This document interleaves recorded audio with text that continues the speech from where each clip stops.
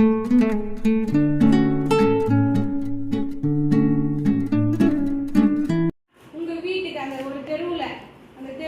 வீட்டுக்கு என்னென்ன அடிப்படை வசதி தேவை, தண்ணி இருக்கா, உங்க கழிவுநீர் கால்வாய் எல்லாம் வந்து சுத்தமா போதா, அது எதனா அடைச்சிருக்கா, அது குப்பை எதனா இருக்குதா, குப்பை இருந்துச்சுன்னா அவங்க தூய்மை பணியாளரை வச்சு என்ன பண்ணுவாங்க, அந்த குப்பையெல்லாம் எடுத்துருவாங்க. எடுத்து அந்த கழிவு நீரை வந்து கிளீனா காவா தண்ணி போட்டு பாத்துருக்கீங்க இல்லையா, அதெல்லாம் கிளீன் பண்ற ஒர்க்கு அதெல்லாம் யார் செய்வாங்க?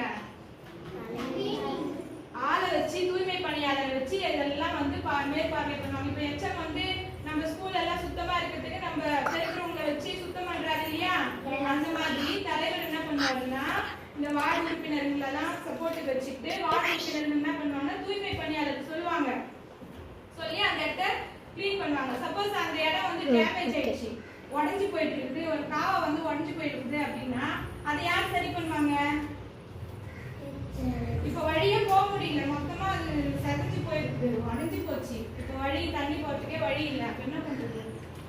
ஒரு ரோடு போட்டிருக்காங்க, அந்த ரோடு சுத்தமா வண்டியே போகாத மாதிரி ரொம்ப மேடு பள்ளம் ஆயிடுச்சு. இப்ப அந்த ரோடை யார் சொல்லுவாங்க?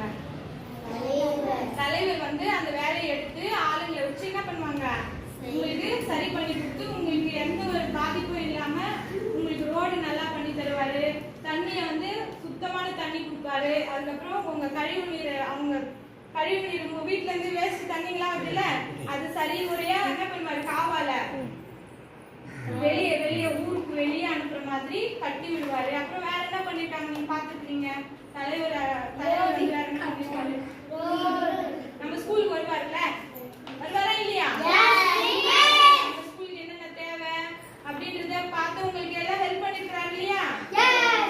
ஊருக்கு என்னென்ன முன்னேற்றம் ஏற்படுது அப்படின்றத அவரு கண்ணு கருத்துமா வச்சு பாப்பாரு. வேற என்ன அவர் பண்ணுவாரு? வேற என்ன பண்ணுவாரு?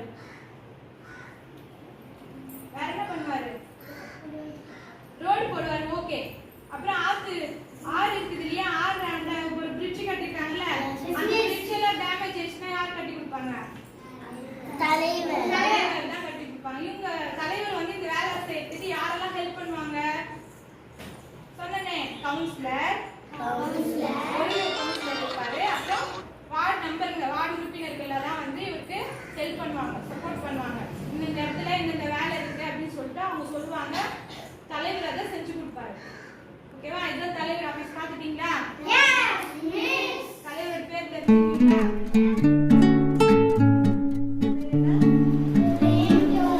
எப்படி சொல்லணும்?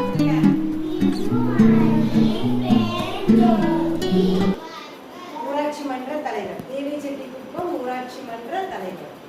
ஓகேவா? அப்புறம் இந்த ஊருக்கு என்னென்ன பிரச்சனை இருக்கு?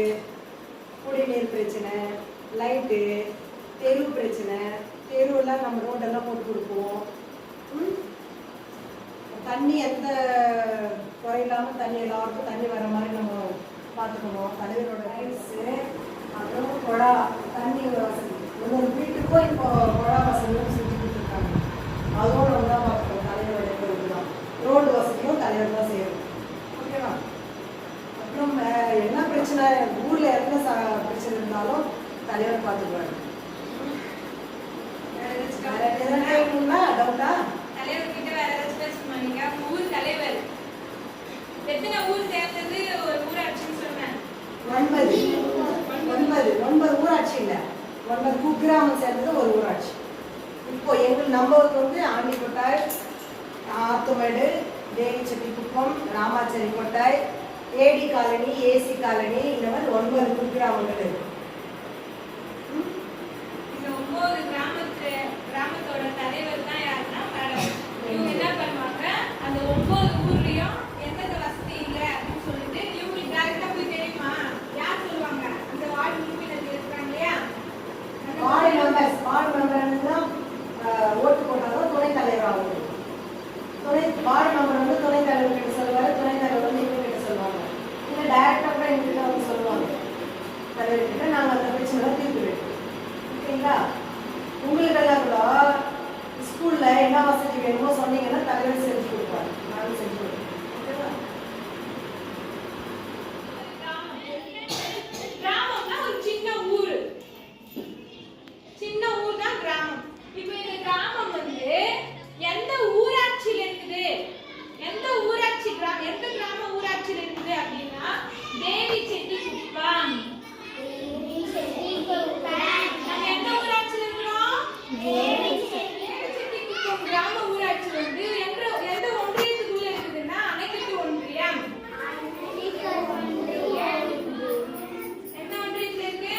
அணைக்கட்டு ஒன்றியம். எல்லா அணைக்கட்டு ஒன்றியம் அணைக்கட்டு போயிருக்கீங்களா? எப்படி இருக்கும் அணைக்கட்டு? சின்ன ஊரா இருக்குமா பெரிய ஊரா இருக்குமா? பெரிய ஊரா இருக்குமா? இந்த அணைக்கட்டு ஒன்றியம் வந்து எந்த மாவட்டத்துல இருக்குன்னா வேலூர் மாவட்டத்துல இருக்கு. எந்த மாவட்டத்துல இருக்கு? வேலூர் மாவட்டத்துல இருக்கு. இந்த வேலூர் மாவட்டம் வந்து எங்க இருக்குன்னா தமிழ்நாடு மாநிலத்துல இருக்கு. தமிழ்நாடு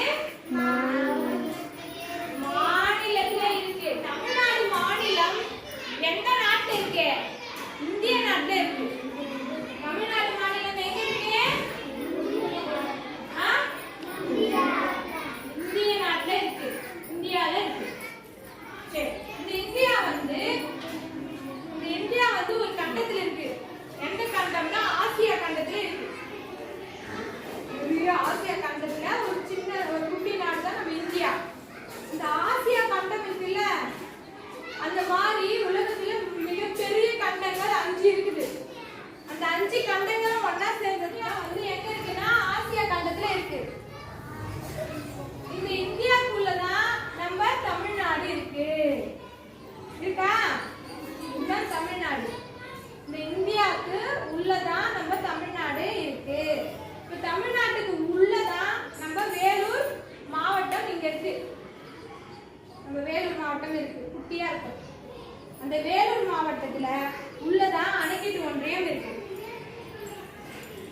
அணைக்கட்டு ஒன்றியத்துக்கு உள்ளதான் நம்ம தேவிச்செட்டிக்குப்பம் கிராம ஊராட்சி இருக்கு. இந்த தேவிச்செட்டி கிராம ஊராட்சிக்குள்ளதான் நம்ம கிராமம் இருக்கு. என்ன நம்ம கிராமம் பேரு? ஆண்டிக்கோட்டை. கிராம ஊராட்சி தான் குட்டி, கொஞ்சம் பேர் தான் இருப்பாங்க. எவ்வளவு பேர் இருப்பாங்க அங்க? 5000க்கும் கம்மியா இருப்பாங்க. 5000க்கும் கம்மியா. பேரூராட்சியில 5000 விட அதிகமா இருப்பாங்க. 5000 விட அதிகமா இருப்பாங்க. 50000 விட குறைவா இருப்பாங்க. 5000 விட அதிகமா இருப்பாங்க. 50000 விட குறைவா இருப்பாங்க. அந்த இடத்த வந்து பேரூராட்சின்னு சொல்றோம். நகராட்சினா 50000க்கு மேல இருப்பாங்க, 1,00,000க்கு குறைவா இருப்பாங்க. அவங்க தான் நகராட்சி.